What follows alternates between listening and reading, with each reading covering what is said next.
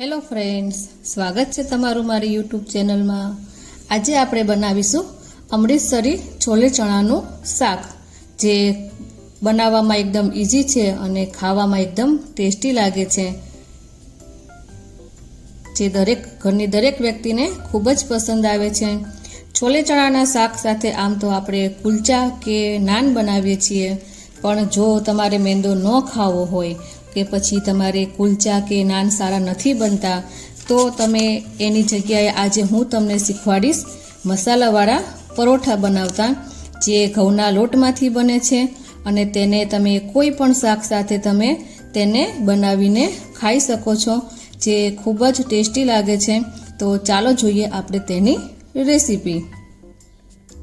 છોલે ચણા બનાવવા માટે મેં અહીંયા આગળ 1 કપ ચણાને 6 થી 7 કલાક માટે ગરમ પાણીમાં પલાળી લીધા હતા, જે સરસ મજાના આપણા પલળી ગયા છે અને તેને આપણે વોશ કરી અને કુકરની અંદર આપણે તેને બાફવા માટે મૂકવાના છે। તો એક કુકરમાં આપણે ચણાને ધોઈ અને તેની અંદર 2 ગ્લાસ જેટલું પાણી નાખીશું અને થોડું મીઠું નાખીશું। હવે આપણે એક સફેદ કપડું લેવાનું છે, સુતરાઉનું કોટનનું પતલું કપડું હોય એવું તમારે લેવાનું છે, અને તેની અંદર આપણે 1 ચમચી જેટલી ચાની ભૂકી નાખીશું। થોડાક 3 થી 4 લવિંગ, તજ, ઇલાયચી, મોટી ઇલાયચી અને કાળા મરી આપણે તેની અંદર એડ કરીશું, અને 2 તમાલપત્ર આપણે કટકા કરી અને ભાંગી અને આપણે તેને નાખીશું, અને આની આપણે પોટલી વાળી લેવાની છે।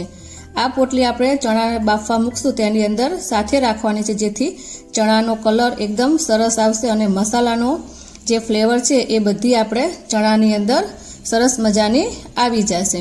તો કુકરને બંધ કરી અને આપણે તેને બાફવા માટે મૂકી દઈશું। તેના વઘાર માટે મેં અહીંયા આગળ 2 ડુંગળી લીધી છે, 2 ટમેટાં અને આદુ અને મરચાં લીધા છે। ડુંગળીને આપણે ઝીણી ઝીણી કટ કરી લેવાની છે, તો ડુંગળી આપણે ઝીણી ઝીણી સુધારી લઈશું। આ રીતે આપણે ઝીણી ઝીણી કટિંગ કરી લઈશું, અને ટામેટાની આપણે ગ્રેવી કરવાની છે, એટલે આપણે તેને ઝીણા ઝીણા કટિંગ નહીં કરીએ અને તેને મોટા મોટા ટુકડામાં આ રીતે કાપી લઈશું।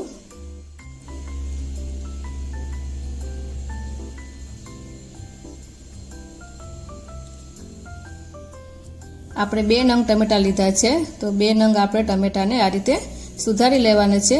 આદુ, લસણ અને મરચાંને મેં કટિંગ કર્યું છે, પણ તેને આપણે ખાંડી દસ્તામાં ખાંડી લેવાનું છે।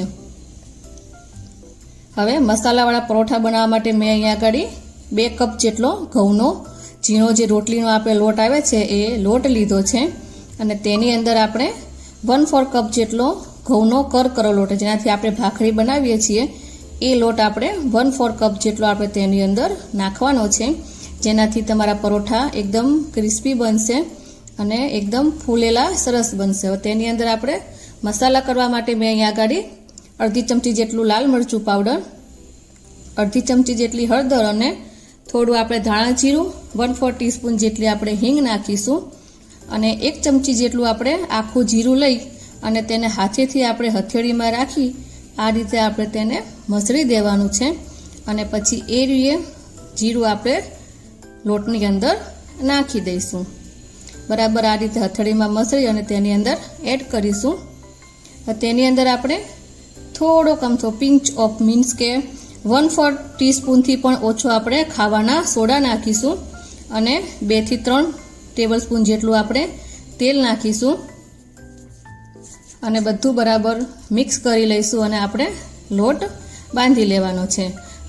આ પરોઠા બનવામાં એકદમ ટેસ્ટી લાગે છે, અને તમે આને કોઈ પણ શાક સાથે બનાવી અને તમે ખાઈ શકો છો। રસાવાળું તમે બટેકાનું શાક બનાવ્યું હોય કે છોલે ચણા હોય કે પંજાબી શાક હોય, તમે કોઈ પણ શાક સાથે તમે આ રીતે પરોઠા બનાવીને ખાશો તો તે એકદમ ટેસ્ટી લાગે છે। આપણે પરોઠાનો જેવો લોટ બાંધતા હોઈએ એ પ્રમાણેનો આપણે લોટ બાંધી લેવાનો છે, બહુ કઠણ પણ નહીં અને બહુ ઢીલો પણ નહીં, એ રીતનો આપણે લોટ બાંધી લઈશું। લોટ આપણો બંધાઈ ગયો છે, અને આપણે તેને થોડીક વાર માટે ઢાંકી અને સાઈડમાં રાખી દઈશું। થોડીક વાર માટે આપણે લોટને રેસ્ટ આપી દઈશું અને તેને ઢાંકીને સાઈડમાં મૂકી દઈશું. તો ચણા આપણા જોઈ લઈએ ખોલીને કે બફાઈ ગયા છે અને તમે જોઈ શકો છો કે આપણી પોટલીનો કલર પણ એની અંદર સરસ આવી ગયો છે. ચણા આ રીતે એકદમ મેશ થઈ જાય એવા આપણે બાફવાના છે. હવે ચણાનું આપણે જે પાણી છે એ કાઢી લઈશું અને ચણાને અલગ કરશું અને પાણીને અલગ કરી દઈશું. આ જે પાણી છે એ આપણે નાખી નથી દેવાનું, એને આપણે સાઈડમાં મૂકી દઈશું. આપણે એ જ પાણીનો ઉપયોગ પછી પાછળથી શાકની અંદર કરવાનો છે. તો એને આપણે સાઈડમાં રાખી દઈશું અને હવે વઘાર કરી લઈએ. તો વઘાર કરવા માટે મેં અહીંયા આગળ એક નોનસ્ટિક પેન લીધું છે. કડાઈની અંદર આપણે 2 થી 3 ટેબલ સ્પૂન જેટલું આપણે તેલ નાખીશું. તેલ ગરમ થાય એટલે તેની અંદર આપણે જીરું નાખીશું અને જે આદુ લસણ મરચાં આપણે ખાંડીને રાખ્યા હતા તે આપણે તેની અંદર સૌથી પહેલાં એડ કરીશું અને તેને આપણે 1 મિનિટ માટે સાતળી લઈશું. આદુ મરચાં સતરાઈ જાય એટલે આપણે તેની અંદર ડુંગળી નાખવાની છે. ડુંગળી આપણે ઝીણી ઝીણી કટ કરીને નાખવાની છે. તો ઝીણી કટ કરેલી ડુંગળી આપણે તેની અંદર નાખી અને એને પણ ગોલ્ડન બ્રાઉન થાય ત્યાં સુધી આપણે તેને સાતળવાની છે. તો 1 મિનિટ પછી તમે જોઈ શકો છો કે ડુંગળી પણ આપણી સોફ્ટ થઈ ગઈ છે અને તેનો આછો ગુલાબી એવો કલર આવી ગયો છે. હવે તેની અંદર આપણે મસાલા એડ કરીશું. તો અડધી ચમચી જેટલું લાલ મરચું, અડધી ચમચી હળદર, અડધી ચમચી જેટલું ધાણા જીરું અને 1 ચમચી જેટલો આપણે જે છોલે ચણાનો મસાલો આવે છે એ છોલે ચણાનો મસાલો આપણે તેની અંદર એડ કરી અને બધા મસાલાને ડુંગળીની સાથે મિક્સ કરી અને હલાવી લઈશું અને તેને પાછું આપણે 1 મિનિટ માટે સાતળી લઈશું. હવે જે 2 ટમેટાં આપણે કટિંગ કરીને રાખ્યા હતા તેની મેં પેસ્ટ કરી લીધી હતી. એ પેસ્ટ આપણે તેની અંદર ઉમેરીશું અને થોડું મીઠું નાખીશું જેથી ટામેટાની પેસ્ટ આપણી એકદમ સરસ રીતે ચડી જાય. હવે આપણે તેને 1 થી 2 મિનિટ માટે તેને ટમેટાને બધાને ચડવા દેવાનું છે. પેસ્ટ આપણી ચડવા દઈશું. આપણે ધીમા તાપે આપણે તેને થોડીક વાર રહેવા દઈશું. તો તમે જોઈ શકો છો કે પેસ્ટ આપણી એકદમ સરસ રીતે ચડી ગઈ છે અને તે પેન આપણું નીચેથી ચોંટતું નથી અને છોડી દે છે એટલે આપણી ટામેટાની પ્યુરી ચડી ગઈ છે. હવે જે આપણે ચણા બાફીને રાખ્યા હતા એમાંથી મેં થોડા ચણા લઈ અને તેનો હાથેથી મસળીને ભૂકો કરી નાખ્યો હતો અને એ ચણા આપણે ભાંગેલો ભૂકો આપણે તેને અંદર એડ કરીશું જેથી આપણો જે રસો હોય, જે ગ્રેવી હોય એ એકદમ એનાથી એકદમ ઘટ બને છે. તો એ રીતે આપણે થોડું ચણાને ભૂકો કરીને તેની અંદર નાખી અને પછી આપણે બાફેલા ચણા તેની અંદર નાખી દઈશું અને બધું બરાબર હલાવીને મિક્સ કરી લઈશું જેથી ચણા અને મસાલા બરાબર મિક્સ થઈ જાય. હવે આપણે જે બાફેલું પાણી જે ચણાવાળું કાઢ્યું હતું આ ચણાના પાણીની અંદર આપણે તેની અંદર એડ કરીશું. આ પાણીની અંદર જે આપણે બધા મસાલા નાખ્યા હતા, ખડા મસાલા, એની બધી ફ્લેવર આ પાણીની અંદર આવી ગઈ છે. તો એ પાણી આપણે શાકની અંદર નાખશું તો આપણે બીજા વઘારની અંદર કોઈ ખડા મસાલા નાખવાની જરૂર નહીં પડે અને ખડા મસાલાનો ટેસ્ટ બધો શાકની અંદર આવી જશે. હવે છેલ્લે આપણે આદુની આ રીતના લાંબી લાંબી ચીરી કરી અને તેની અંદર ઉમેરીશું અને કસૂરી મેથી નાખીશું અને બધું બરાબર હલાવી અને મિક્સ કરી લઈશું. તમે જેવો રસો જોઈતો હોય એ પ્રમાણે તમારે જો આ પાણી ઓછું પડે તો તમે બીજું સાદું પાણી પણ તેની અંદર ઉમેરી શકો છો અને ઢાંકી અને આપણે 1 થી 2 મિનિટ માટે ચડવા દઈશું.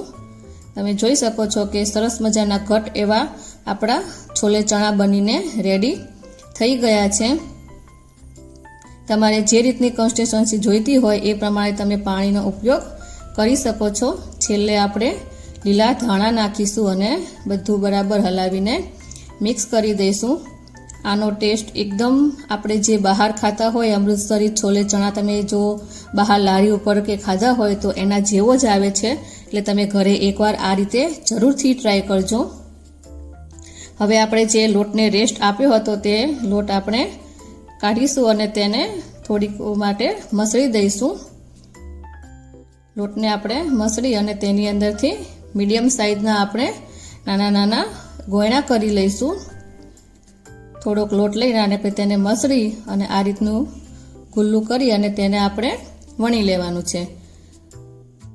હું અહીંયા આગળ પરોઠાનો ત્રિકોણ શેપ આપું છું. જો તમે ત્રિકોણ શેપમાં ન બનાવવા માંગતા હોય અને રાઉન્ડ શેપમાં બનાવવા માંગતા હોય તો તમે રાઉન્ડ શેપ પણ આપી શકો છો, પણ હું પરોઠા સ્ટાઇલમાં બનાવું છું એટલે હું આને ત્રિકોણ શેપમાં બનાવું છું.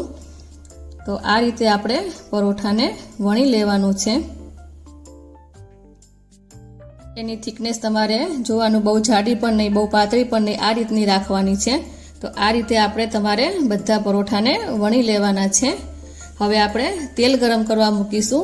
તેલ એકદમ ગરમ થાય, અંદરથી ધુમાડા નીકળે એવું ગરમ કરવાનું છે અને તેને આપણે તેની અંદર પરોઠાને તળવાના છે. આપણા પરોઠા એકદમ ફૂલી અને એકદમ દડા જેવા થઈ જશે. તમે જોઈ શકો છો, થોડું થાય પછી તેને પલટી લેવાનું છે. આ રીતે તેને ઉપર નીચે કરી અને પલટતા જઈ અને પરોઠાને આપણે તળી લઈશું.